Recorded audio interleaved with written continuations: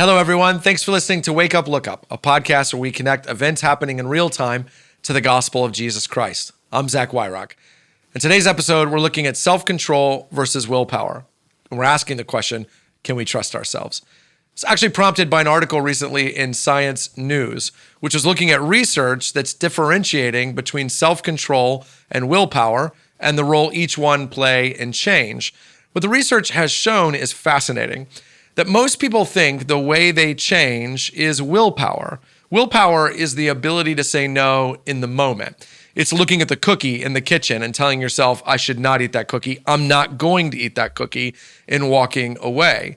But research actually tells us that the way people really change is through self-control. Self-control is strategic planning that actually prevents the moment of willpower from even being necessary.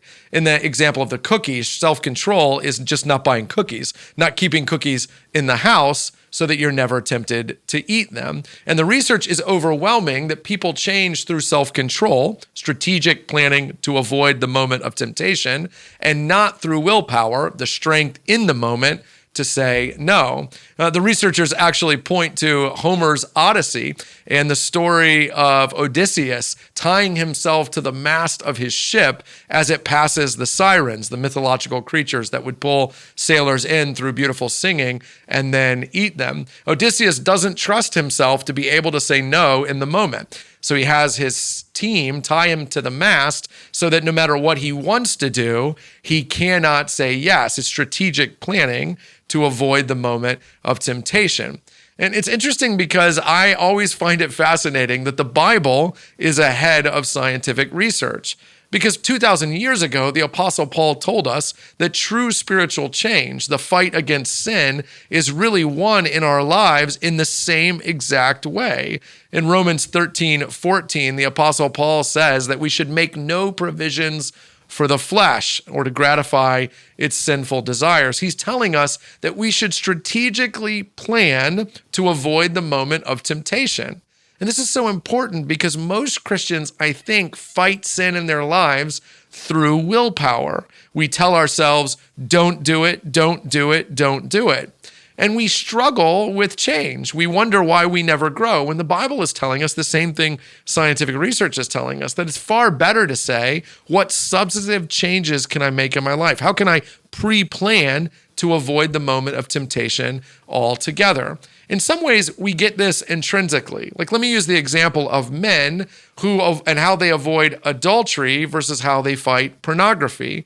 Most married men build lives where adultery is not a temptation. They do not put themselves in positions where they would be alone with a woman that's not their wife, or an ability to be emotionally intimate with a woman who's not their wife. We know that's not appropriate. So we build lives of protection that keep us from ever having to have willpower. We're never in an opportunity for that is a decision that we have to make.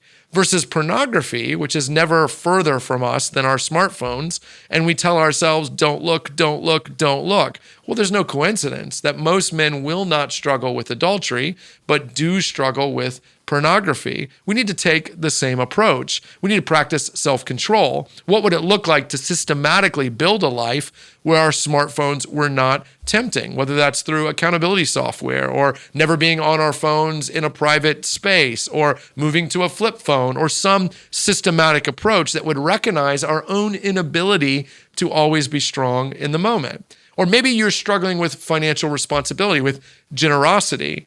Move away from a willpower approach, which is don't buy that thing on Amazon that I've had my eye on, to a systematic approach of living on a budget, of inviting others to hold you accountable with your spending practices.